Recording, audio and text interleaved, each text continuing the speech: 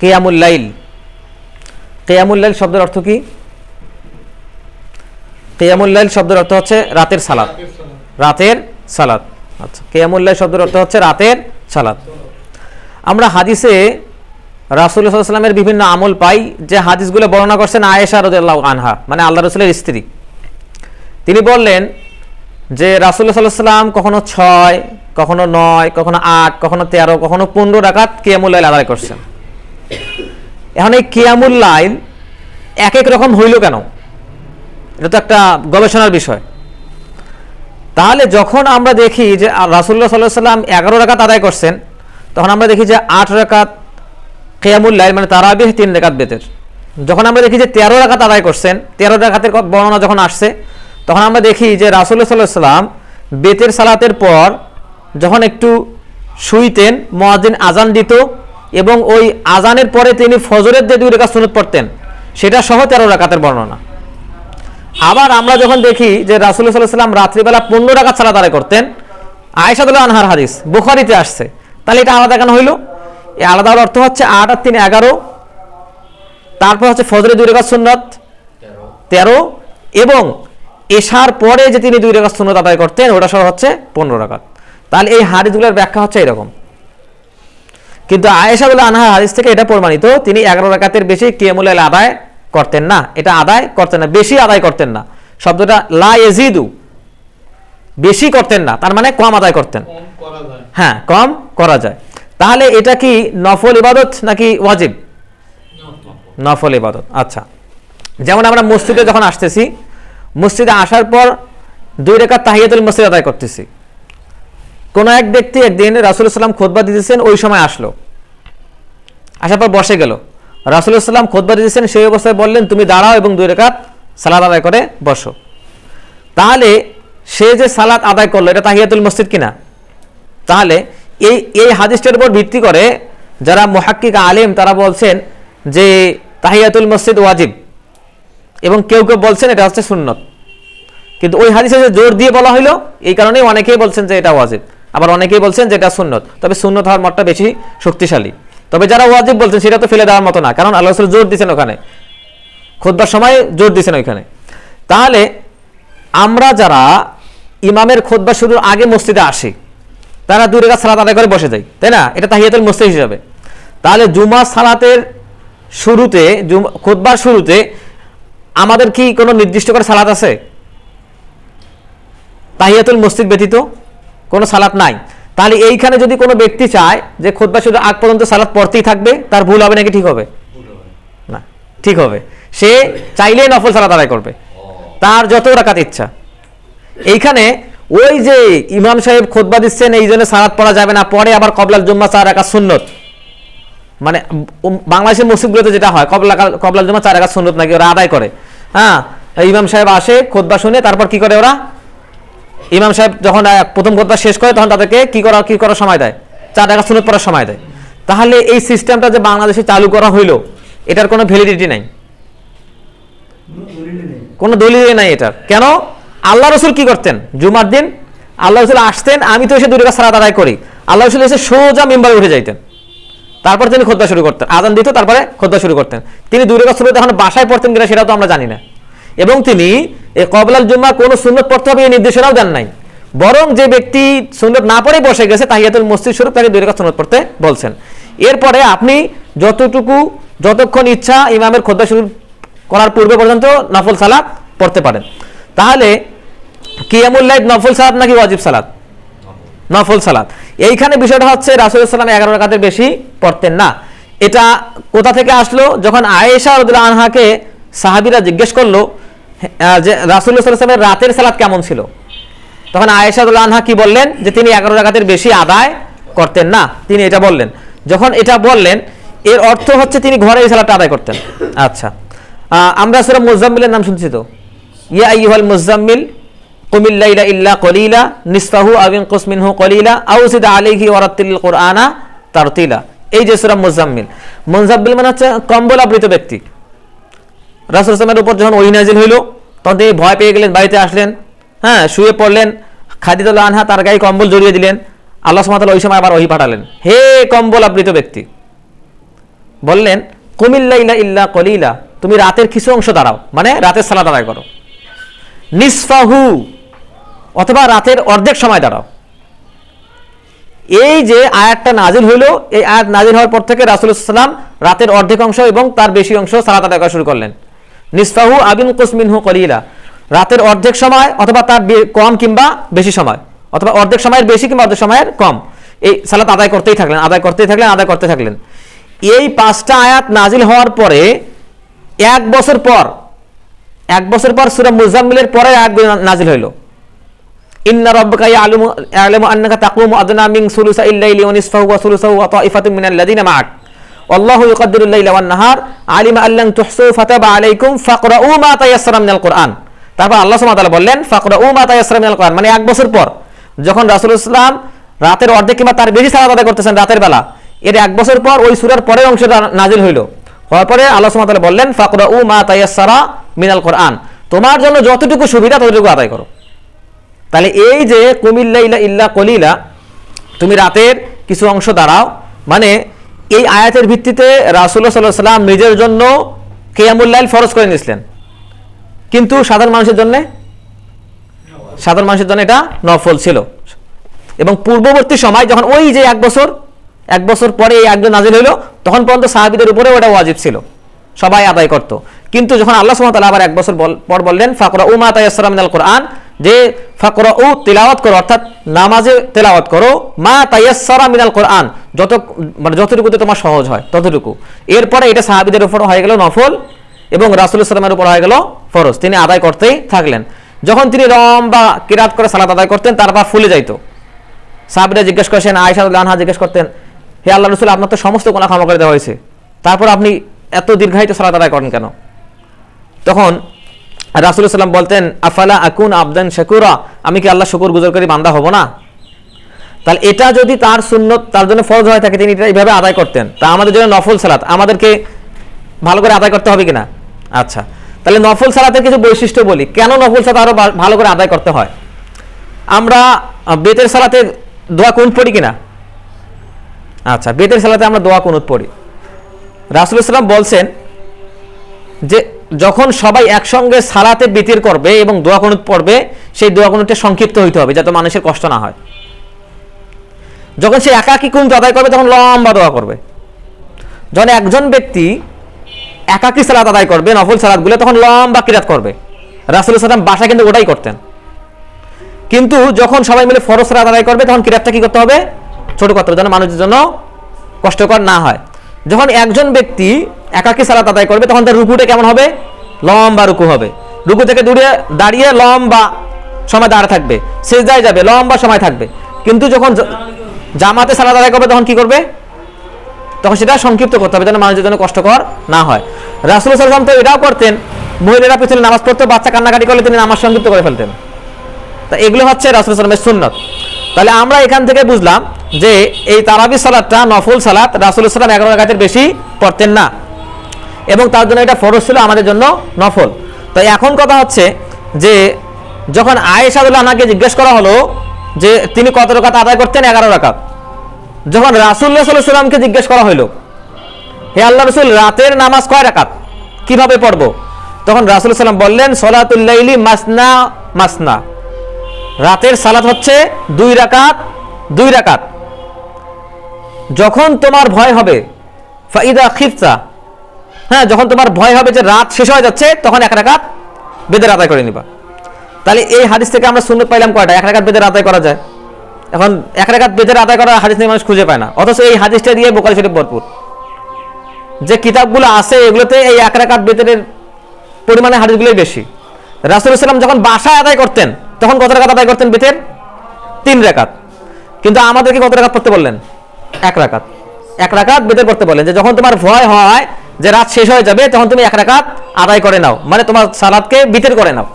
কিন্তু রাসূলুল্লাহ সাল্লাল্লাহু আলাইহি ওয়াসাল্লাম অধিকাংশ সময় বাড়িতে কত রাকাত বেতের আদায় করতেন? 3 রাকাত আদায় করতেন। তাহলে ওটা তার ব্যক্তিগত আমল ছিল, 3 রাকাত বেশি করে পড়তেন। আর আমাদেরকে বললেন 1 রাকাত করে বেতের আদায় করে, যতক্ষণ না কতক্ষণ সালাত পড়বো, 2 রাকাত করে রাত শেষ না হওয়া পর্যন্ত এতক্ষণ সালাত আদায় করবো। তাহলে এখানে কি বাউন্ডারি সেট করা আছে? বাউন্ডারি সেট করা নাই। তাহলে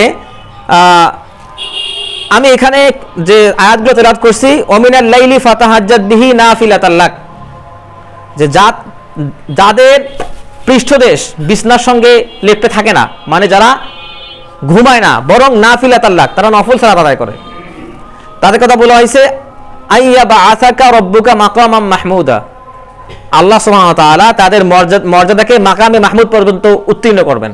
সুবহানাল্লাহি ওয়া বিহামদিহি। তাহলে মাকামে মাহমুদ কোন জায়গা? আমরা আযানের শেষে দোয়া পড়ি না?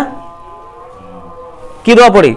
রাসূল সাল্লাল্লাহু আলাইহি ওয়াসাল্লামের জন্য সেই মাকামে মাহমুদ প্রার্থনা করি আল্লাহর কাছে, হ্যাঁ, ওসিলা দোয়া করি না আমরা? তাহলে এই যে আমরা করতেছি, তাহলে রাতে যারা সালাত আদায় করতেছে তার মানে এটা হচ্ছে নবীদের বৈশিষ্ট্য। ওই যে রাসূল সাল্লাল্লাহু আলাইহি ওয়াসাল্লাম নিজের উপর ফরজ করে নিয়েছেন, তাহলে এটা আমাদের পড়তে হবে না? এরপর কথা হচ্ছে যে আমরা যারা, একটা গুরুত্বপূর্ণ একটা নির্দেশিকা, একটা বিষয় হচ্ছে আমরা যারা, এই যে আমাদের যেমন এটা সালাফি মানহাজের মসজিদ, এখানে আলহামদুলিল্লাহ যারা আমরা আছি সবাই শুদ্ধ বিশ্বাসের উপর বিশ্বাসী। যে ব্যক্তিরা বিশ্বাস করে যে আল্লাহ সব জায়গায় আছেন, যে ইমামেরা বিশ্বাস করে আল্লাহ সব জায়গায় আছেন, যে ইমামেরা বিশ্বাস করে রাসূল সাল্লাল্লাহু আলাইহি ওয়াসাল্লাম হাজির নাজির, তাদের পিছনে নামাজ হবে না, তাদের পিছনে সালাত গ্রহণযোগ্য হবে না। তাহলে যারা এই মসজিদ থেকে বাইরে সালাত আদায় করে, আচ্ছা কত শতাংশ বাংলাদেশের ইমাম সাহেব বিশ্বাস করে না যে আল্লাহ সব জায়গায় নাই? অধিকাংশরা বিশ্বাস করে। অধিকাংশ ইমাম সাহেব যারা মিলাদ করে বেড়ায়, তারা অধিকাংশরা বিশ্বাস করে রাসূল সাল্লাল্লাহু আলাইহি ওয়াসাল্লাম হাজির নাজির। তাহলে আপনি যে তার পিছনে সালাত আদায় করতেছেন, আপনার সালাত তো বাতিল হয়ে যাচ্ছে। এটা হচ্ছে শিরকে আকবার। যারা এই শিরকে আকবরে লিপ্ত, তাদের পিছনে সালাত হবে না, অর্থ সালাত হবেই না। এটা সতর্কবাণী কিন্তু, এটা আমাদের নজর রাখতে হবে। কষ্ট করে হলেও এখানে আসতে হবে। যদি আপনি এখানে তারাবি সালাত আদায় করার সুযোগ না পান, বাড়িতে পড়বেন নফল সালাত, সমস্যা নাই। এখন তারপরে আল্লাহ সুবহানাহু ওয়া তাআলা বললেন কানু মিনাল লাইলি মা ইয়াহজাউন ওয়া বিল আসহারিহুম ইস্তাগফিরুন। মুমিনদের অন্যতম একটা বৈশিষ্ট্য কি?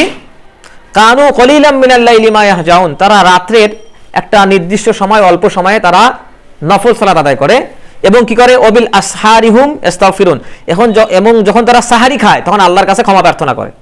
এটা মুমিনদের বৈশিষ্ট্য। মুত্তাকি যারা বান্দা, রমাদান আসার উদ্দেশ্য কি? লাআল্লাকুম তাত্তাকুন, যেন আমরা মুত্তাকি হতে পারি। তাহলে এখানে আল্লাহ সুবহানাহু ওয়া তাআলা মুত্তাকিদের বৈশিষ্ট্য বলতেছেন, ওবিল আসহারিহুম ইস্তাগফিরুন, তারা সাহারির সময় কি করে?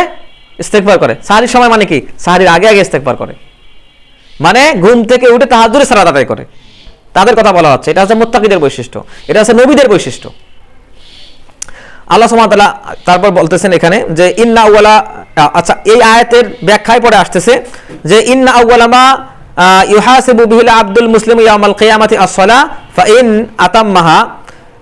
রাসূল সাল্লাল্লাহু আলাইহি ওয়াসাল্লাম তার হাদিসের মধ্যে বলতেছেন যে বান্দার কিয়ামতের দিন সর্বপ্রথম যে আমলগুলোর হিসাব নেওয়া হবে সেগুলো কি? ইউহাসাবু বিহিল আব্দুল মুসলিম ইয়াউমাল কিয়ামাতি আস-সালাহ, সালাতের হিসাব নেওয়া হবে। সালাতের হিসাব নেওয়ার পর দেখা গেল এই যে পাল্লায় ওজন করা হচ্ছে, তখন দেখা যাচ্ছে যে তার পাল্লায় কম পড়ে যাচ্ছে। কোন বান্দা? যে বান্দাটা ফরজ সালাত ঠিকমতো আদায় করছে, তার পাল্লায় কম পড়ে যাচ্ছে। তখন কি হবে? তখন হবে যে ওয়া ইল্লা কিলা, তখন বলা হবে উনজুরু হাল লাহু মিন তাতাউইন, দেখো তার কোনো নফল সালাত আছে কিনা। আল্লাহ সুবহানাহু ওয়া তাআলা নির্দেশ দিবেন। পরে কি হবে? ফাইন কানা লাহু তাতাউউন উকমিলতুল ফারিদা মিন তাতাউইহি, যখন দেখা যাবে যে ফরজ সালাতের পর তার নফল সালাতও ছিল, তখন সেগুলোকে সেখানে যোগ করা হবে। সুম্মা ইয়াফআলু বিসাইরিল আমালিল মাফরুদা মিসল যালিক, এরপর ওই ফরজ সালাতের সঙ্গে তার নফল সালাত যোগ করতেই থাকবে যতক্ষণ না তার এই নেকির যে ওজন, এটা ততক্ষণ পর্যন্ত বেশি না হয়। সুবহানাল্লাহ বিহামদিহি। তাহলে এই নফল সালাতগুলো আমাদেরকে কোথায় নিয়ে যাচ্ছে? জান্নাত পর্যন্ত নিয়ে যাচ্ছে। আমরা জাস্ট পরীক্ষায় পাশ করার মতো একটা অবস্থানে থাকি যখন আমরা ফরজ সালাতগুলো আদায় করে থাকি, কিন্তু নফল ইবাদতের মাধ্যমে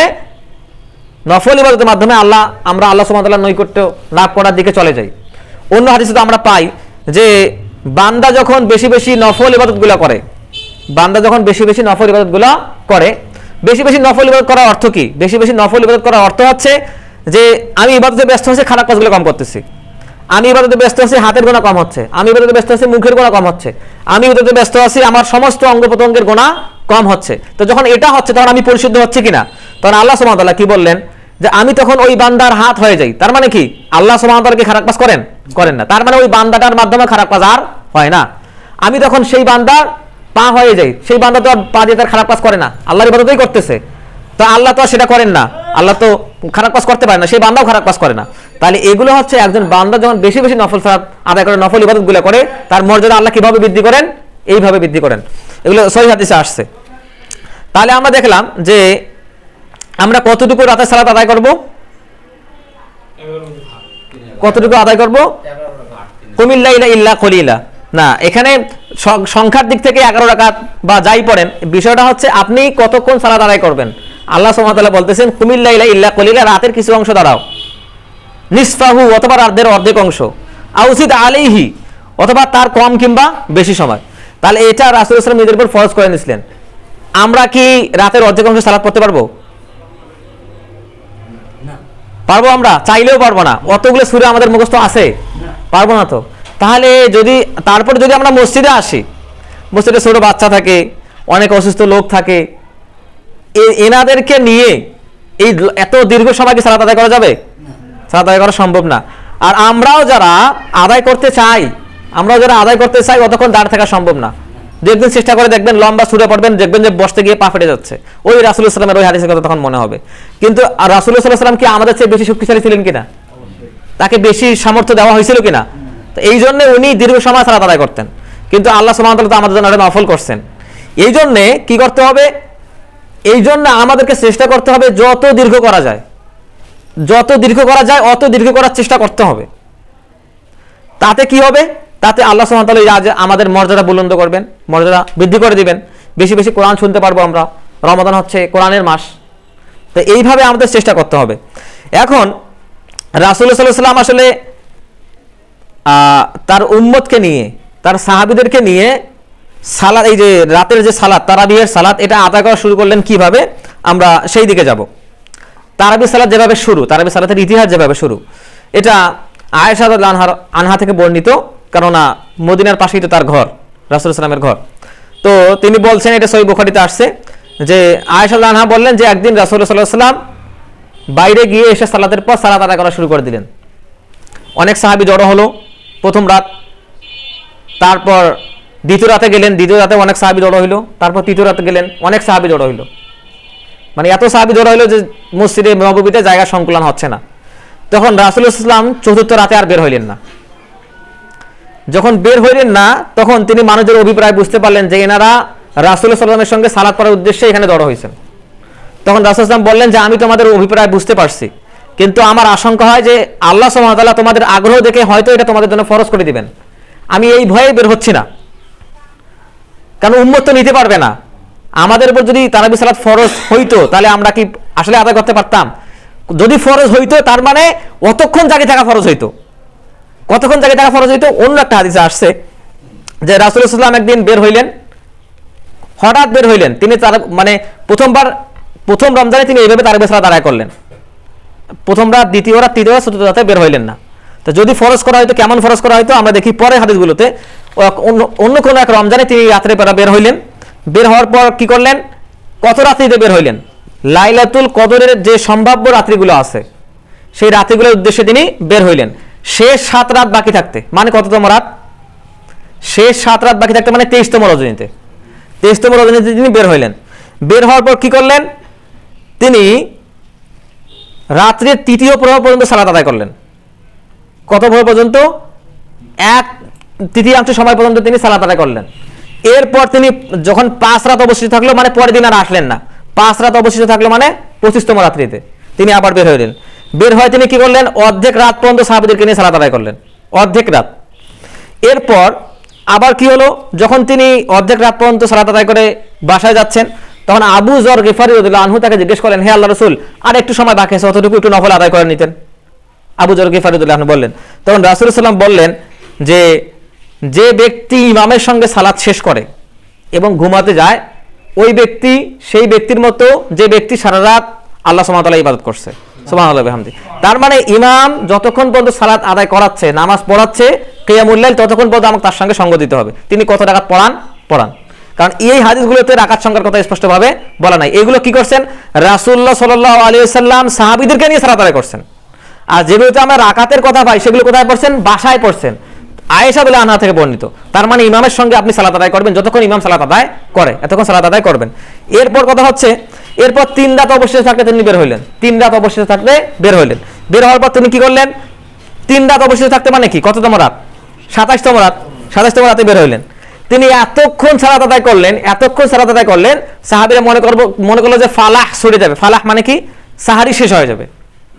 সাহাবীরা মনে করলো যে সাহারির সময় শেষ হয়ে যাবে। তার মানে প্রথম রাত্রি থেকে একদম শেষ রাত্রি পর্যন্ত যখন কি হয়ে যাচ্ছে,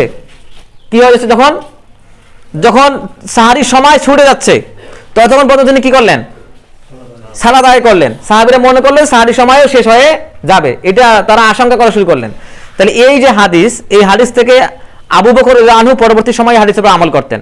আবু বকর রাদিয়াল্লাহু আনহুর সন্তান আব্দুল্লাহ রাদিয়াল্লাহু আনহু বর্ণনা করছেন যে আমার বাবা আমাদেরকে নিয়ে এত লম্বা সময় সালাত আদায় করতেন যে সাহারির সময় শেষ হয়ে যাচ্ছে, আমরা তড়িঘড়ি করে সাহারি করতাম। রাসূলুল্লাহ সাল্লাল্লাহু আলাইহি ওয়াসাল্লামের এই সুন্নতটা তিনি নিজের জীবনে এটা পালন করতেন। এবং আবু বকর রাদিয়াল্লাহু আনহু আসলে কিভাবে সালাত আদায় করতেন, কিভাবে কোরআন তেলাওয়াত করতেন, এই নিয়ে অনেকগুলো হাদিস আছে। যেমন আবু বকর রাদিয়াল্লাহু আনহু তিনি তো ব্যবসায়ী ছিলেন, তিনি লোকালয় থেকে দূরে একটা জায়গা কিনছিলেন শুধুমাত্র ওইখানে সালাত আদায় করার জন্য। একটা পাহাড়ের পাদদেশের উপরে একটা জায়গা কিনছেন শুধুমাত্র সালাত আদায় করার জন্য।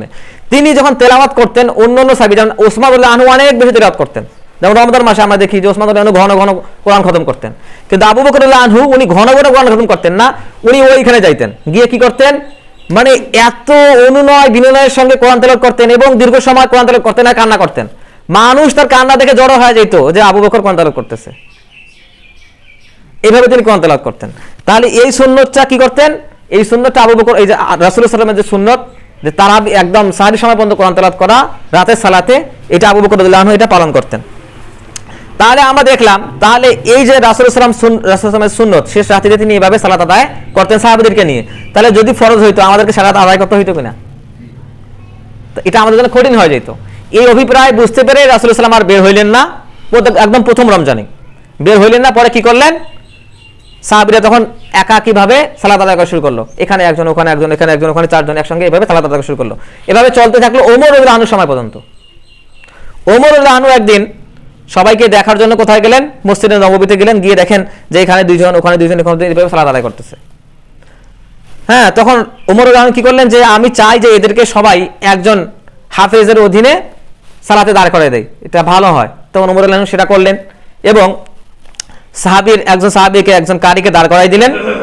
দাঁড় করাই দিয়ে বললেন যে তুমি এদেরকে সালাত আদায় করাও। হ্যাঁ, তারপর তিনি বললেন যে নি'মাল বিদআতু হাযিহি, যে কি সুন্দর একটা আবিষ্কার। এখন আচ্ছা, এই যে শব্দটা, এই শব্দটা থেকে মানুষ বলার চেষ্টা করে যে বিদআতে হাসানা বলে কিছু আছে, যেমন ওমর রাদিয়াল্লাহু আনহু জামাতে সালাত আদায় করতে বললেন। তাহলে এখানে আমাদের জবাবটা কি? এই হাদিস থেকে আমাদের জবাব হচ্ছে যে রাসূলুল্লাহ সাল্লাল্লাহু আলাইহি ওয়াসাল্লাম কি জামাতে তারাবি সালাত আদায় করেন নাই? করছেন। তারপরে যখন চতুর্থ রাতে তিনি বের হইলেন না, তখন সাহাবীরা একাকী সালাত আদায় করা শুরু করলো। তার মানে জামাতে তারাবি সালাত আদায় করার সুন্নত রাসূলুল্লাহ সাল্লাল্লাহু আলাইহি ওয়াসাল্লাম থেকেই তো আছে। ওমর রাদিয়াল্লাহু আনহু সেটাকে আবার পুনরায় প্রতিষ্ঠিত করলেন। এখন তো আর ফরজ হওয়ার আশঙ্কা নাই, এখন তো ওমরকে দিয়ে আল্লাহ সুবহানাহু ওয়া তাআলা তারাবি নামাজ ফরজ করাবেন না, এই আশঙ্কা ছিল। তখন ওমর রাদিয়াল্লাহু আনহু কি করলেন? তখন সবাইকে দিয়ে ওই একজন কারীর অধীনে আবার তারাবি সালাত আদায় করতে দিলেন। তার মানে বিদআতে হাসানা বলতে কোনো কিছু নাই। বেদাত বলতে সবই বেদাত, যেগুলো নতুন করে আবিষ্কার হয়, নতুন করে মানে সব পাওয়ার উদ্দেশ্যে যেগুলো আবিষ্কার হয়, এগুলো হচ্ছে বেদাত। তাহলে এই হচ্ছে আমাদের এখান থেকে জবাব। এগুলোর জন্য আসলে সহিহ হাদিসেই যথেষ্ট, এগুলোকে খণ্ডন করার জন্য বেশি কিছু লাগে না।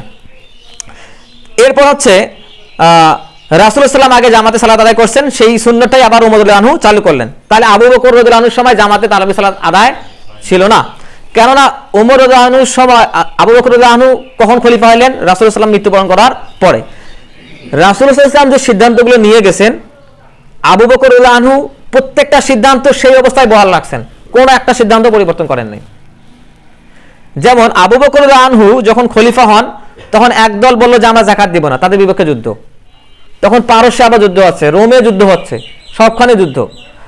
কিন্তু রাসূলুল্লাহ সাল্লাল্লাহু আলাইহি ওয়াসাল্লাম একটা সেনাবাহিনীকে কোনো একখানে যুদ্ধ করার জন্য সেনাবাহিনী জড়ো করছেন, পাঠাইতেন নাই। এই এত সমস্ত যুদ্ধ হচ্ছে, তারপরও আবু বকর রাদিয়াল্লাহু আনহু কি করলেন? তাদেরকে যুদ্ধে পাঠাই দিলেন। ওমর রাদিয়াল্লাহু আনহু আরো যত সাহাবী তারা গিয়ে বললেন যে আমাদের তো সবখানে যুদ্ধ হচ্ছে, এখন যদি আমাদের রাজধানী ফাঁকা হয়ে যায়, মানে হামলার সম্ভাবনা আছে, আপনি এই বাহিনীটাকে এখানেই রাখেন। তখন আবু বকর রাদিয়াল্লাহু আনহু বললেন যে যে সৈন্যবাহিনীকে রাসূলুল্লাহ সাল্লাল্লাহু আলাইহি ওয়াসাল্লাম যুদ্ধে পাঠানো মনস্থ করে মৃত্যুবরণ করছেন, আমি সেই যুদ্ধের সৈনিকদেরকে বসায় রাখতে পারি না। এবং যারা যাকাত দিতে অস্বীকার করলো তাদের বিপক্ষে তিনি সেইভাবেই সিদ্ধান্ত নিলেন যেভাবে রাসূলুল্লাহ সাল্লাল্লাহু আলাইহি ওয়াসাল্লাম সিদ্ধান্ত নিতেন। তাহলে এই সুন্নতগুলো আমরা সাহাবীদের জীবন থেকে পাই। তাহলে রাসূলুল্লাহ সাল্লাল্লাহু আলাইহি ওয়াসাল্লাম রাতের সালাত কিভাবে আদায় করতেন? তিনি যে বললেন যে আয়েশা রাদিয়াল্লাহু আনহা তার হাদিসের মধ্যে বললেন যে তিনি 11 রাকাতের বেশি আদায় করতেন না। তার মানে কি করতেন? তার মানে 11 রাকাতের কমও আদায় করতেন। যেমন এক সালাতে হুযায়ফা ইবনে ইয়ামান রাদিয়াল্লাহু আনহু থেকে বর্ণিত, এটা সুনানে আবু দাউদের 1664 নম্বর হাদিসে আসছে যে একদিন আমি কি করছি, সাল্লাইতু মা নবী সাল্লাল্লাহু আলাইহি ওয়াসাল্লাম লাইলাতান, আমি একদিন রাতে রাসূল সাল্লাল্লাহু আলাইহি ওয়াসাল্লামের সঙ্গে সালাত আদায় করতেছিলাম। ফাফতাতাহাল বাকারা, তিনি সূরা বাকারা শুরু করলেন। এরপর কি হলো, ফাকুলতু ইয়ারকাউ ইনদাল মিআহ, হুযায়ফা রাদিয়াল্লাহু আনহু তিনি মনে করলেন হয়তো তিনি 100 আয়াত তেলাওয়াত করবেন, কারণ 100 আয়াত তেলাওয়াত করার একটা ফজিলত আছে। রাসূলুল্লাহ বলছেন যদি কেউ কিয়ামুল লাইলে 100 রাকাত পর্যন্ত 100 আয়াত পর্যন্ত তেলাওয়াত করে সে যেন পুরো রাত্রি তেলাওয়াত করলো। তাহলে এই হুযায়ফা রাদিয়াল্লাহু আনহু মনে করলেন হয়তো তিনি 100 আয়াত তেলাওয়াত করবেন। পরে কি হলো, ফামাদা, না তিনি চলতেই থাকলেন, মানে তেলাওয়াত করতেই থাকলেন। ফাকুলতু, তারপর আমি মনে করলাম ইয়ারকাউ ইনদাল মিআতাইন, হয়তো তিনি 200 আয়াত তেলাওয়াত করবেন। পরে আবার কি হলো, ফামাদা, চলতেই থাকলো, তিনি তেলাওয়াত করতেই থাকলেন। ফাকুলতু ইউসাল্লি বিহা রাকাআতান, তখন তিনি মনে করলেন যে হয়তো তিনি এই রাকাতের ভিতরে সূরা বাকারা তেলাওয়াত শেষ করবেন। তিনি মনে করলেন যখন 100 তো থামলো না, 200 থামলো না, সূরা বাকারা তো 200 বেশি, তখন তিনি মনে করলেন হয়তো সূরা বাকারাটা তিনি তেলাওয়াত শেষ করবেন। সূরা বাকারা তেলাওয়াত শেষ করার পরে তিনি কি করলেন, ফাফতাতাহান নিসা, তিনি সূরা নিসা তেলাওয়াত শুরু করলেন। আচ্ছা, সূরা বাকারার পরে কোন সূরা? সূরা ইমরান। কিন্তু তিনি কোন সূরা শুরু করলেন? সূরা নিসা শুরু করলেন। পরে কি হলো, ফাকরাহা, এটাও তেলাওয়াত শুরু করলেন, শেষ করে ফেললেন। তারপর কি করলেন, সুম্মা ইফতাতাহা আলা ইমরান ফাকরাহা, এরপর তিনি সূরা ইমরান শুরু করলেন এবং সেটা শেষ করে ফেললেন। প্রথমে সূরা বাকারা, তারপর সূরা নিসা, তারপর সূরা ইমরান। এখান থেকে আমরা কোন সুন্নাত পাইলাম যে সালাতের ভিতরে যেখান থেকে ইচ্ছা পড়া যাবে, সামনে পিছনে যে ধারাবাহিকতা, মানে বাইরের মসজিদগুলোতে সামনে পিছন করলে আপনার নামাজই হবে না, ফতোয়া দিয়ে দিবে। কিন্তু এখানে আমরা পাইলাম এই হাদিস থেকে যে আপনার যেখান থেকে ইচ্ছা, আগে আপনি সূরা ফালাক পড়তে পারেন, পরে সূরা ইখলাসও পড়তে পারেন। ফাকরাউ মা তায়াসসারা মিনাল কোরআন, এই হাদিস থেকে আমরা সিদ্ধান্ত পাই। তবে ধারাবাহিকতা রক্ষা করা ভালো জিনিস, এটা উত্তম জিনিস। উত্তম আর অনুত্তমের মাসালা জায়েজ না জায়েজের মাসালা না। তারপরে কি হলো, ইয়াকরাউ মুতারাসসিলান ইযা মাররা বিআয়াতিন ফিহা তাসবিহু তাসবিহান, যখন তিনি এই আয়াতগুলো তেলাওয়াত করতেছিলেন, এই আয়াতে যখন আল্লাহ সুবহানাহু ওয়া তাআলার প্রশংসার কথা আসতেছিল তিনি প্রশংসা করতেছিলেন, যখন ক্ষমা চাওয়ার কথা আসছিল তিনি ক্ষমা চাচ্ছিলেন, যখন রুকুর কথা আসতেছিল তিনি আল্লাহ সুবহানাহু ওয়া তাআলার ক্ষমা চাচ্ছিলেন। যখন আবার অনেক বিষয় আসছে এখানে, যে যখন সুবহানার আয়াত আসছিল, তাসবিহ আয়াত আসছিল, তিনি তাসবিহ করতেছিলেন। পরে কি হলো, পরে তিনি এই যে এতই দাঁড়িয়ে যে এতক্ষণ যে তিনি কিয়াম করলেন, রুকুতে গিয়ে আবার অতক্ষণ রুকু করলেন, রুকু থেকে উঠে আবার অতক্ষণ দাঁড়িয়ে থাকলেন। তো তিনি যে অতক্ষণ রুকু করলেন, কি দোয়া পড়ছেন? সুবহান রাব্বিল আযীম, সুবহানাকা আল্লাহুম্মা রাব্বানা ওয়া বিহামদিকা আল্লাহুম্মা ইগফিরলি। রুকুতে গিয়ে ক্ষমার দোয়া করা যায়, সালাতের ভিতরে দোয়া করার মতো 7টা জায়গা আছে, তিনি আল্লাহর কাছে দোয়া করছেন। আমরা দোয়া করার ভাষা খুঁজে পাই না, এই জন্য রুকু লম্বা হয় না। আমরা খালি চেষ্টা করি কত তাড়াতাড়ি শেষ হয়। রুকু থেকে দাঁড়াইলেন, অতক্ষণ দাঁড়িয়ে থাকলেন, তারপর সেজদাতে গেলেন, যতক্ষণ দাঁড়িয়েছিলেন কিয়াম করছিলেন ততক্ষণ আবার সেজদা করলেন, 2 সেজদার মাঝখানে ততক্ষণ বসে থাকলেন। এভাবে কি হলো, এভাবে তিনি 2 রাকাত সালাতেই রাত্রি কাবার করে দিলেন। কয় রাকাত সালাত? 2 রাকাত সালাতে রাত্রি শেষ হয়ে গেল। তাহলে আপনি 2 রাকাত সালাত পড়তে পারবেন তো? পারবেন না। এটা রাসূলুল্লাহ সাল্লাল্লাহু আলাইহি ওয়াসাল্লাম জায়েজ করছেন। আবার কি হচ্ছে, যখন বলা হচ্ছে যে সালাতুল লাইলি মাসনা মাসনা, মাসনা মাসনা মানে কয় রাকাত? 2 রাকাত 2 রাকাত। এখন কোন সাহাবী যদি সিদ্ধান্ত নেন তিনি মাসনা মাসনা অর্থ যে 2 + 2 + 4 হয়, তিনি 4 রাকাত আদায় করবেন, আপনি তাকে বাধা দিতে পারবেন? কারণ ওই ব্যক্তির ইজতিহাদ ওইটা। আপনি 11 রাকাত পড়তে পারেন, কিন্তু ওই ব্যক্তি 4 রাকাত পড়ছে, আপনি তো তার ইজতিহাদে বাধা দিতে পারবেন না। কেন, একজনকার আমল দিয়ে অন্যজনের আমলকে খণ্ডন করা যায় না। একজনের ইজতিহাদ দিয়ে, বৈধ ইজতিহাদ, এগুলো হচ্ছে বৈধ মত পার্থক্য, এগুলো দিয়ে অন্যজনকে খণ্ডন করা যায় না। এগুলো হাদিসের সীমারেখার মধ্যেই পার্থক্য। তাহলে এখন আমাদের দেখার বিষয়টা হচ্ছে রাসূলুল্লাহ সাল্লাল্লাহু আলাইহি ওয়াসাল্লাম যে সূরা বাকারা, সূরা নিসা, সূরা ইমরান তেলাওয়াত করলেন, কয় পারার মতো? 6 পারা। আচ্ছা, এই 6 পারা যে তিনি তেলাওয়াত করলেন, রাসূলুল্লাহ সাল্লাল্লাহু আলাইহি ওয়াসাল্লাম কিভাবে তেলাওয়াত করতেন? রাসূলুল্লাহ সাল্লাল্লাহু আলাইহি ওয়াসাল্লাম ওয়ারাত্তিলিল কোরআনা, ওই যে ওয়ারাত্তিলিল কোরআনা তারতিলা, যখন রাতের সালাত তার জন্য ফরজ করা হইল, ইয়া আইয়ুহাল মুযাম্মিল কুমিল লাইলা ইল্লা কলিলা নিসফাহু আও ইনকুস মিনহু কলিলা আও জিদ আলাইহি ওয়ারাত্তিলিল কোরআনা তারতিল, ওইখানে আল্লাহ সুবহানাহু ওয়া তাআলা একদম শর্ত দিয়ে দিয়েছেন যে তারতিলের সঙ্গে কোরআন তেলাওয়াত করতে হবে। তারতিলের আবার 3টে অর্থ আছে, থেমে থেমে, প্রতিটা আয়াতে থামতে হবে, প্রতিটা শব্দ স্পষ্টভাবে উচ্চারণ করতে হবে, কোনো লেখনে জলি হওয়া যাবে না, এগুলো শর্ত আছে। এখন হাফেজ ছাত্ররা যারা হাফেজ হওয়ার চেষ্টা করে তারা কি করে, একটু তাড়াতাড়ি পড়ার চেষ্টা করে, ওরা ওই ক্ষেত্রে জায়েজ। কিন্তু তারাবির সালাতে কখনো তাড়াহুড়ো করে তেলাওয়াত করা যাবে না, কারণ ওইখানেই শর্ত দেওয়া আছে, যেখানে রাতের সালাতকে আল্লাহ সুবহানাহু ওয়া তাআলা আমাদের জন্য নফল করলেন, রাসূলের জন্য ফরজ করলেন, সেই আয়াতেই শর্ত দেওয়া আছে ধীরে ধীরে পড়তে হবে, ওয়ারাতিল কুরআনা তারতিলা, ওইখানেই শর্ত দেওয়া আছে। তো আমরা যখন তাড়াতাড়ি পড়ার চেষ্টা করি এর অর্থ কি, সরাসরি কোরআনের নির্দেশ অমান্য করতেছি। এইখানে এই কোরআনের লানত নেওয়াচ্ছে, ওই তারাবির সালাত না পড়াই ভালো। আপনি পড়েন নাই, আপনি একটা অপরচুনিটি নেন নাই, কিন্তু ওইটা করে তো একটা বিরাট করা যাবে না। আমি কিছুদিন আগে একটা তেলাওয়াত দেখলাম, কিছুদিন আগে একটা তেলাওয়াত দেখছি, মানে সে কি তেলাওয়াত করতেছে, বিশ্বের কোনো হাফেজ খুঁজে বের করতে পারবে না কোথা থেকে তেলাওয়াত করতেছে, কোনো হাফেজ পড়তে পারবে না। মানে এইরকম তেলাওয়াত আমি জীবনেও দেখি নাই। আমরাও তো এর আগে এখানে ওখানে তারাবির সালাত আদায় করছি, পরে যখন বুঝতে পারলাম যে এইভাবে হচ্ছে না, তখন একা একি বাড়িতে সালাত আদায় করা শুরু করলাম। তাহলে এই যে সুন্নত, আমরা সরাসরি একদম কোরআনের বিপক্ষে অবস্থান নিচ্ছি। তাহলে এই যে বিষয়গুলো, এই বিষয়গুলো আসলে সবার জানা দরকার। তাহলে আমরা এখান থেকে দেখলাম রাতের সালাত সম্পর্কে। এখন রাসূলুল্লাহ সাল্লাল্লাহু আলাইহি ওয়াসাল্লাম যদি এতগুলো আয়াত তেলাওয়াত করতেন, প্রতিটা শব্দ ভেঙে ভেঙে পড়তেন, যেমন তিনি কিভাবে তেলাওয়াত করতেন একদম হাদিসে স্পষ্টভাবে দেওয়া আছে। কিভাবে তেলাওয়াত করতেন, আলহামদুলিল্লাহি রাব্বিল আলামিন, একটা করে শব্দ একবার করে উচ্চারণ, এইভাবে তিনি তেলাওয়াত করতেন। বিসমিল্লাহির রহমানির রহিম, এভাবে তেলাওয়াত করতেন। আচ্ছা, সূরা বাকারা, সূরা নিসা এবং সূরা ইমরান, এই আয়াতগুলো একটু দুই লাইন করে হয়, একটু লম্বা লম্বা আয়াত হয়। যেমন আর রহমান আল্লামাল কোরআন, ছোট ছোট আয়াত কিনা, কিন্তু ওই সূরাগুলোতে বড় বড় সূরা, আয়াতও কিন্তু বড় বড়। একটা আয়াত পড়তে যদি আপনার 15 সেকেন্ড সময় লাগে, কয় সেকেন্ড? 15 সেকেন্ড। আমি হিসাব করে দেখলাম যে একটা আয়াতে যদি 15 সেকেন্ড সময় লাগে, এই 400 আয়াত পড়তে কমপক্ষে 5.5 ঘন্টা সময় লাগছে। আমি মানে একটা গবেষণা করে, মানে একটু ক্যালকুলেশন করে দেখলাম, তাহলে যদি রাসূলুল্লাহ সাল্লাল্লাহু আলাইহি ওয়াসাল্লামের এই 5.5 থেকে 6 ঘন্টা সময় লাগে, 2 রাকাতেই রাত কাভার হয়ে গেছে, তাহলে আমরা কত রাকাত পরে রাত কাভার হবে আমাদের? হবে না তো।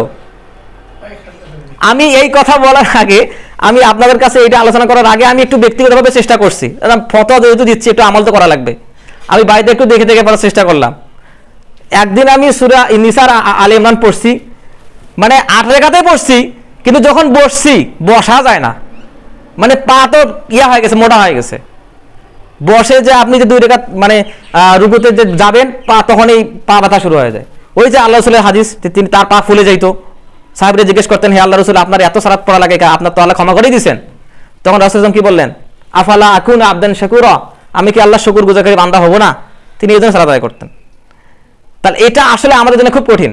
তো তিনি চান না, এই জন্য 4th দিন বের হন নাই। হয়তো আল্লাহ সেটা আমাদের জন্য ফরজ করে দিতেন, যে সবাই এত আগ্রহ ফরজ করেই দেয়। তো এটা একটা হিকমা। আচ্ছা, এবার আমরা দ্বিতীয় আলোচনা যাবো, লাইলাতুল কদরের আলোচনা। লাইলাতুল কদর হচ্ছে, আমরা এই বিষয়ে আরো আলোচনা করেছিলাম এর আগে, যে ফাতহুল বারিতে ইবনে হাজার আসকালী রাহিমাহুল্লাহ কবে লাইলাতুল কদর এটা নিয়ে 46টা মত জমা করছেন। কয়টা মত? 46টা মত। কেউ বলছে সারা বছরে কোন একদিন লাইলাতুল কদর, কেউ বলছে রজব মাসের ওই তারিখে লাইলাতুল কদর, কেউ আবার বলছে ওই যে শাবান মাসে, ওই যে লাইলাতুল নিসফি মিন শাবান, কি জানি ওটাকে বলে ওরা, কি জানি বলে, শবে বরাত বলে।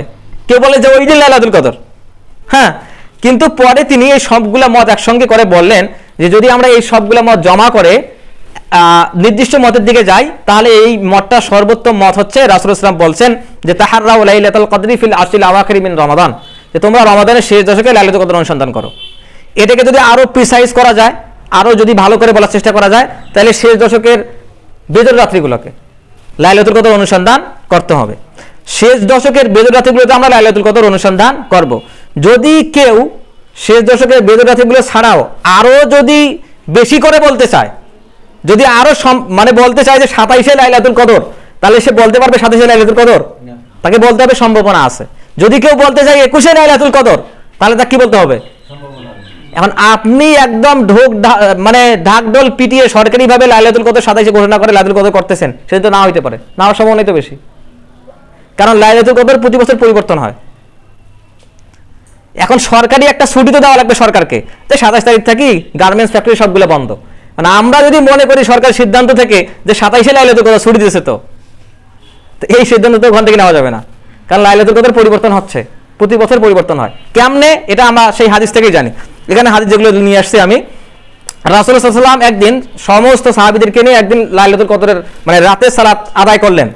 তিনি বললেন যে আমি দেখেছি যে যেদিন করে লাইলাতুল কদর হবে সেদিন করে আকাশ একটু মেঘলা থাকবে, বৃষ্টি হওয়ার সম্ভাবনা থাকে, মানে মাটি এবং পানির মিশ্রণ হওয়ার সম্ভাবনা থাকে। অর্থাৎ পানি, আসমান থেকে পানি পড়ে মাটি দিয়ে গেলে কি কাদা হবে কিনা, এই যে মাটি এবং পানির মিশ্রণ হওয়ার সম্ভাবনা থাকে। তো সেই দিন রাসূলুল্লাহ সাল্লাল্লাহু আলাইহি ওয়াসাল্লাম সালাত শেষ করলেন, রাতের সালাত। যখন তিনি ঘুরলেন বাড়িতে যাওয়ার জন্য, তখন সাহাবীরা দেখলো তার মাথায় কপালে কি লেগে আছে, কাদামাটি লেগে আছে। সেই রাত্রি, এটা কত তারিখ ছিল?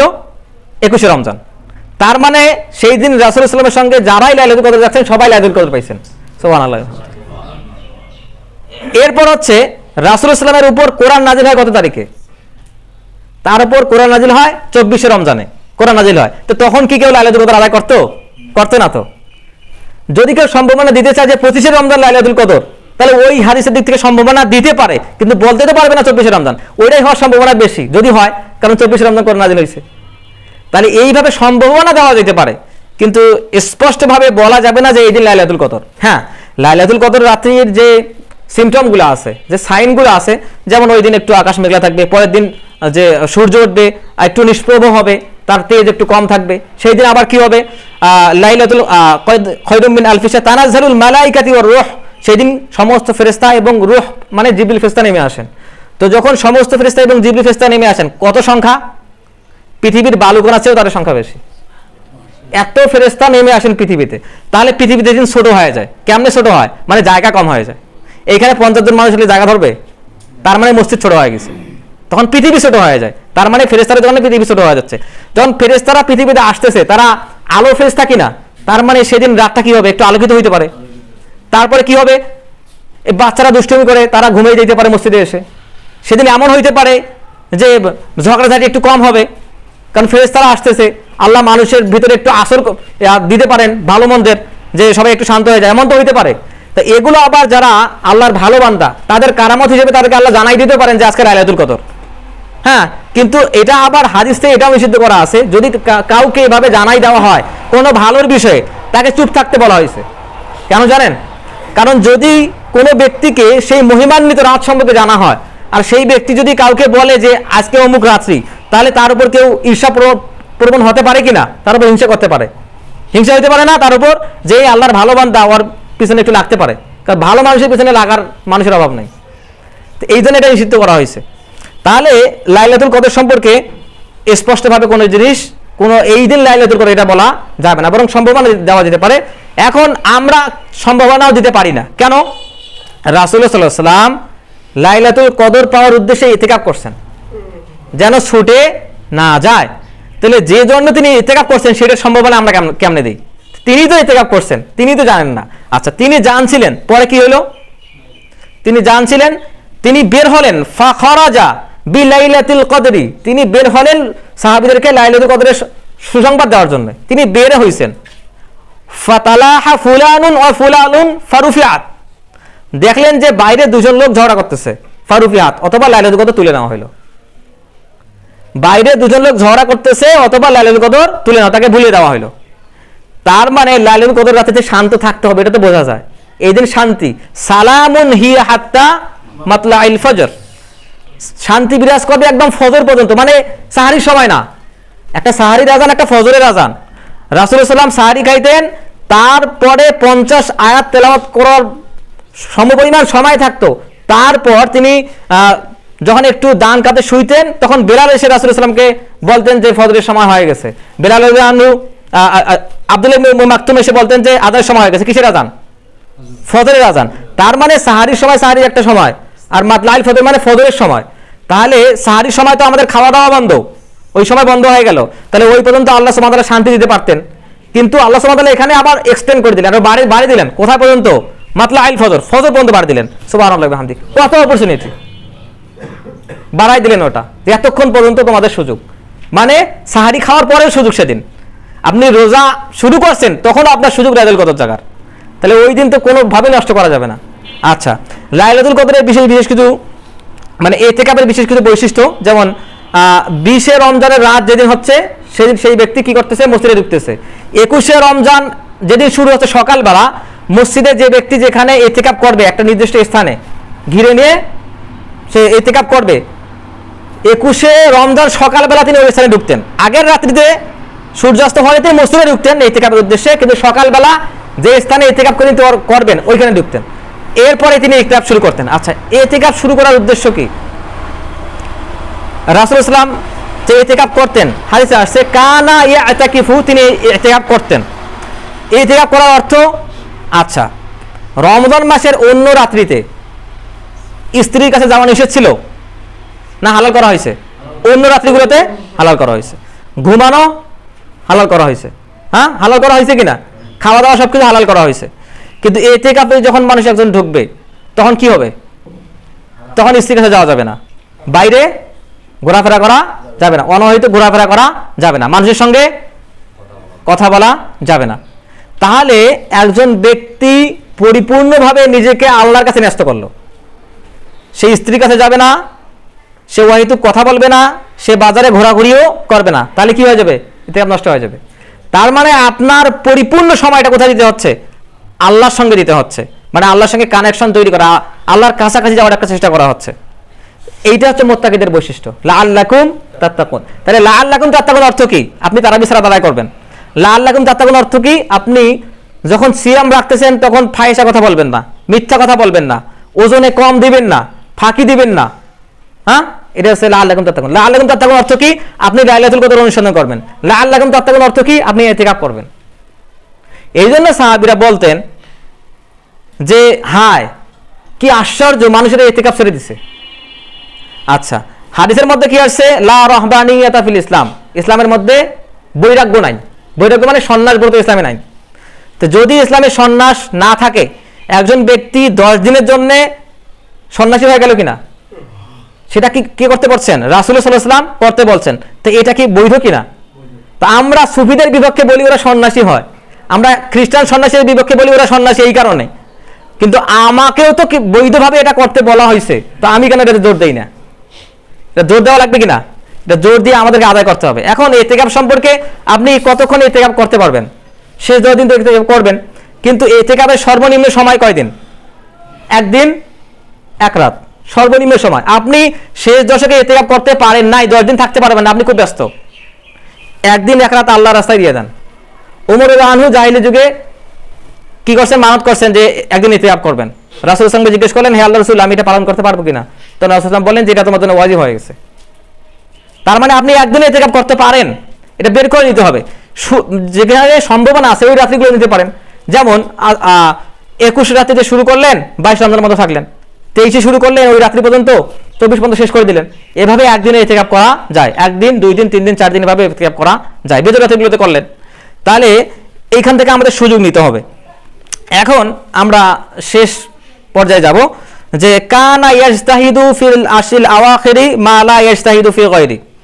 রাসূল সাল্লাল্লাহু আলাইহি ওয়াসাল্লাম শেষ দশকে যতটা ইজতিহাদ করতেন, মানে কি চেষ্টা করতেন, কর্মপ্রচেষ্ট হতেন, তিনি রমজানের অন্য রাত্রিগুলোতে এবং সারা বছর এরকম চেষ্টা করতেন না।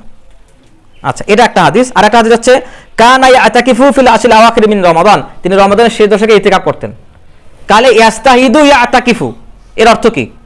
ইয়াস্তাহিদু ইয়াতাকিফুর অর্থ হচ্ছে এই লাআল্লাকুম তাত্তাকুন, যে আমি যে মুত্তাকি বান্দা হব তার চেষ্টার একটা অংশ হচ্ছে ইতিকাফ। তার চেষ্টার একটা অংশ হচ্ছে কথা না বলা, কম কথা বলা, কম ঘুমানো, ইতিকাফের অর্থ। এরপর কি ইতিকাফের এই লাআল্লাকুম তাত্তাকুন ইস্তাহিদু ইয়াতাকিফু এর অর্থ হচ্ছে স্ত্রীর সঙ্গে মিলিত হওয়া যাবে না। এই ইয়াতাকিফু ইস্তাহিদুর অর্থ হচ্ছে ইচ্ছামতো বাইরে যাওয়া যাবে না। এর অর্থ হচ্ছে মসজিদেই থাকতে হবে। একজন বান্দা তো জিকির করতে করতে রাস্তায় ঘুরতে পারে না, তাসবিহ তাহলিল পড়তে পারে না, কিন্তু ওই জিকিরটা আপনার কোথায় করতে হচ্ছে? মসজিদেই করতে হচ্ছে, মানে স্ট্রং কানেকশন। এইখানে কোনো অতিরিক্ত কাজই চলবে না, কোনো অতিরিক্ত কাজ চলবে না। এই সময়টা জাস্ট আল্লাহর জন্যই দিতে হবে, ইজতিহাদ চেষ্টা করতে হবে। আচ্ছা, আমরা আমাদের জীবনে বিভিন্ন সিদ্ধান্ত নিতে দ্বিধাগ্রস্ত হই কিনা? দ্বিধাগ্রস্ত হই না? তাহলে এই সিদ্ধান্তগুলো তো সহজ হইতে পারে ইতিকাফে যখন আমরা বসি, চেষ্টা করতেছি, আল্লাহ তো সেটা সম্ভব করে দিতে পারেন। তাহলে আমরা এখন বুঝলাম যে ইবাদতটা, যে তাসবিহটা আপনি মসজিদে এসে করতেছেন, স্ত্রীর কাছে যাচ্ছেন না, কথা বলতেছেন না, কম ঘুমাচ্ছেন। আচ্ছা, রাসূল সাল্লাল্লাহু আলাইহি ওয়াসাল্লাম বেসিক্যালি এই রাত্রিগুলোতে কি করতেন? এটা একদম হাদিসে স্পষ্ট আছে। রাসূল সাল্লাল্লাহু আলাইহি ওয়াসাল্লাম এই রাত্রিগুলোতে স্ত্রীর কাছে যাইতেন না, এই রাত্রিতে ঘুমাইতেন না। তিনি কি করতেন? আইকাযা আহলাহু, তার পরিবারকে জাগাইতেন। আহিয়া লাইলাহু, তার রাত্রি জীবিত করতেন। ঘুমাইলে মরে যায় না মানুষ, তাহলে তার রাত জীবিত করার অর্থ কি? তিনি ঘুমাইতেন না। সাদ্দামি দরাহু, তার লুঙ্গি বেঁধে নিতেন। লুঙ্গি বেঁধে নেওয়ার অর্থ কি? যে আমি রেডি, আমি প্রস্তুত, এটা তো লুঙ্গি বেঁধে নেওয়ার অর্থ। আমি মসজিদ থেকে বের হচ্ছি না, এটা তো লুঙ্গি বেঁধে নেওয়ার অর্থ। তার পোশাক তিনি বেঁধে নিতেন। তার মানে এটা কি? এটা হচ্ছে ইস্তিহাদ। ইস্তিহাদ মানে চেষ্টা করা, এটা মানে হচ্ছে সাধনা। আপনাকে সাধনা করতে হবে। কার কাছে যাওয়ার জন্যে? আল্লাহর কাছে যাওয়ার জন্য সাধনা করতে হবে। তাহলে এই যে আমরা কি আমাদের জীবনে জুহুদ করার সময় পাই? সাহাবীরা জুহুদ করতেন না? দুনিয়া বিমুখ ছিলেন না? ওই যে আমরা তো শুনি সাহাবারা বলছেন যে সাহাবীরা আমাদের দেখলে পাগল বলতেন, আর আমরা সাহাবীদের দেখলে পাগল বলতাম। কেন? সাহাবীরা এত জুহুদ করতেন, এত দুনিয়া বিমুখ ছিলেন যে আমরা মনে করতাম যে এরা দুনিয়ার কিছুই বোঝে না, এরা পাগলা।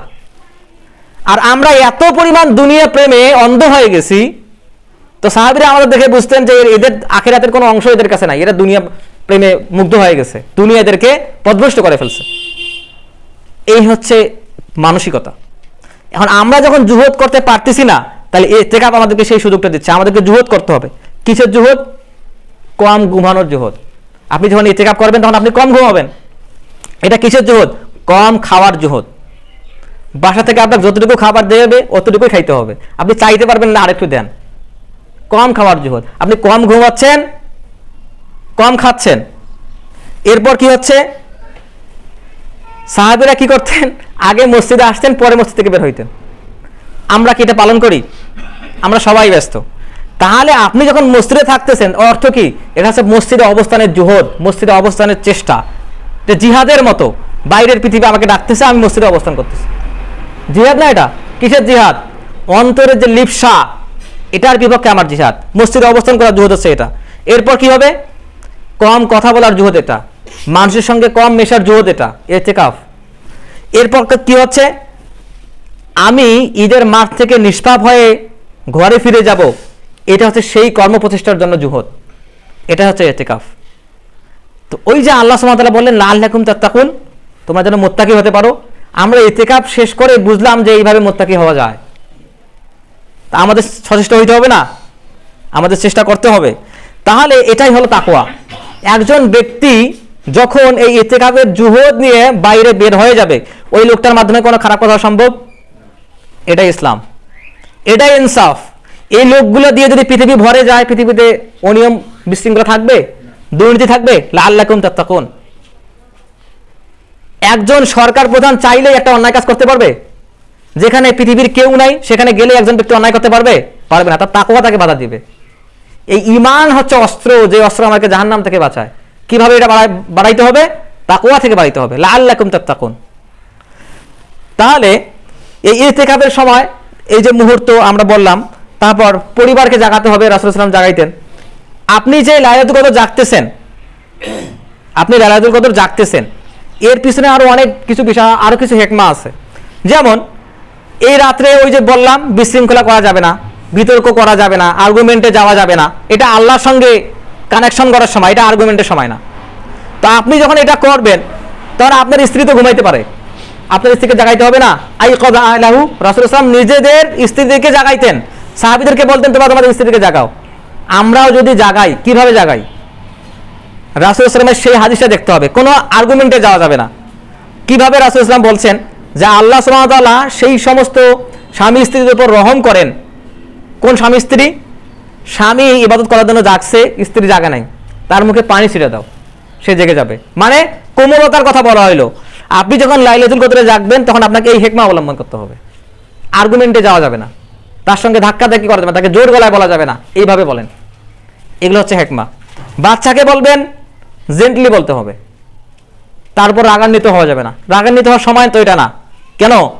জিবরিল ফেরেশতা আসতেছেন, যে ফেরেশতা কোরআন নিয়ে আসছেন, সেই ফেরেশতা আসতেছেন যিনি একসঙ্গে পুরো কোরআন নিয়ে আসছেন, সেই ফেরেশতা আসতেছেন যাকে সমস্ত ফেরেশতাদের থেকে আলাদা করা হইলো, যাকে আল্লাহ সুবহানাহু ওয়া তাআলা রুহুল আমিন বলছেন পবিত্র কোরআনে, বিশ্বস্ত ফেরেশতা। সেই ফেরেশতা তো আসতেছেন কাদেরকে নিয়ে? কোটি কোটি বিলিয়ন ট্রিলিয়ন ফেরেশতা নিয়ে আসতেছেন পৃথিবীতে, যাদের সংখ্যা আমরা গণনা করতে পারি না। তাহলে এগুলো হচ্ছে যে আমি যে ইতিকাফে আসি, আমি লাইলাতুল কদর রাত্রি জাগ্রত করতে চাচ্ছি, এইগুলো হচ্ছে হেকমা। এখান থেকে আমাদের এইভাবে আমাদের জীবন সাজাইতে হবে। আল্লাহ সুবহানাহু ওয়া তাআলা আমাদেরকে সবাইকে এই মহা সুযোগটা আমাদের জীবনে অঙ্গীভূত করার তৌফিক দান করুন। আল্লাহ সুবহানাহু ওয়া তাআলা আমাদেরকে খুব কম করে হলো একটা নির্দিষ্ট সময় ইতিকাফ করার তৌফিক দান করুন। আল্লাহ সুবহানাহু ওয়া তাআলা আমাদেরকে এই রমজান শেষ হতে হতে মুত্তাকি বান্দায় পরিণত করুন। আল্লাহ সুবহানাহু ওয়া তাআলা আমাদেরকে পরিশুদ্ধ বিশ্বাস নিয়ে কিয়ামতের মাঠে আল্লাহর সামনে দণ্ডায়মান হওয়ার তৌফিক দান করুন।